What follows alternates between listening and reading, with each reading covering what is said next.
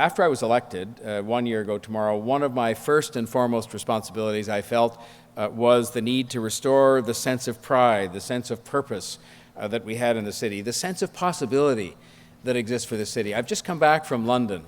and London's a wonderful city, there's no taking away from that, but I was so proud to tell the story of this city and the story of what the city represents in terms of, yes, its creativity, but part of that is I just told the story over and over again because I was asked, well, how is it that you've created the kind of city that you have? I don't mean me, but that we have created the kind of city we have here. And I said it's because of the way we live together. And we live together in a way where we accept and embrace everybody, which is fundamental to the success of the city. And people are watching us because they can see we're doing something different here.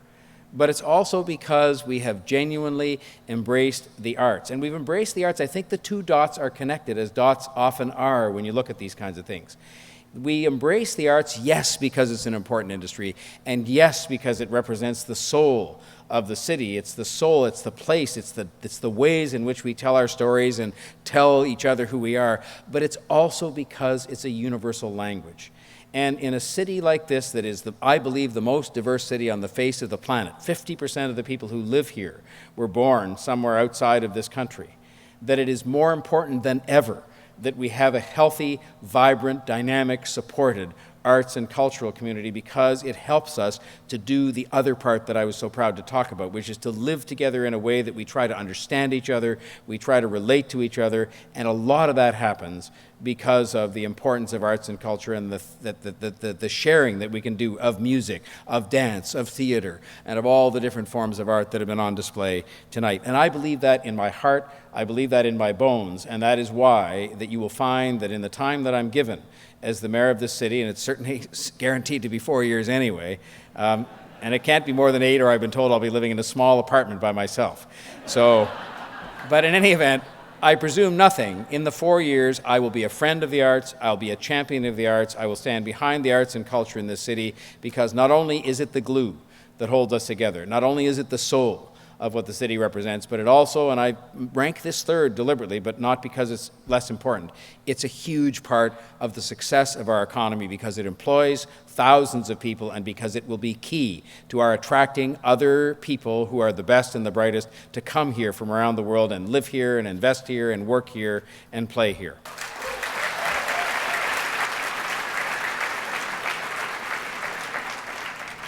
We need to have, in this place, we need to have things that unify us. And the Pan Am Games, interestingly enough, did unify us this summer in a way that I'm not sure I've seen before. The success of the Blue Jays unified us. But those are episodic things. They happen once in time, and then we move on from that. But the one thing that will be here with us, throughout and past our own time here, will be the arts and culture and all of the arts and cultural experiences that people have brought with them from around the world. I have an experience, it's part of the privilege of this job, and I look at the entire job as being a privilege to serve the public in this way, as I have the privilege of going to so many events where the culture of so many of the different communities that make up this great city are on display. And I can tell you that each one that you see, each example of culture is as enjoyable and as interesting as the next one. But the point of the matter is that I can sit and enjoy things that are completely foreign to me, even sometimes in terms of the language the songs are being sung in, or dance that I haven't seen before, or theater where it isn't in English. I can enjoy it because of the creative talent that's on display. And if you combine that with one other thing that is a part of the soul of this city, and something that we underestimate and underappreciate, and that is our parks,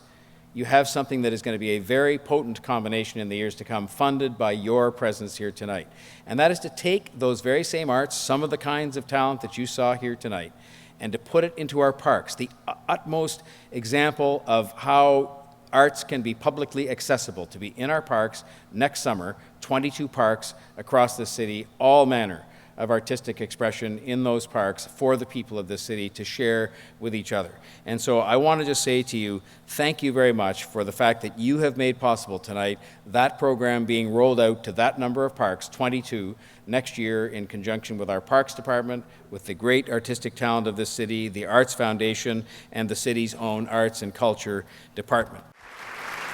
Before asking Susan back up, I will just say that when you travel abroad,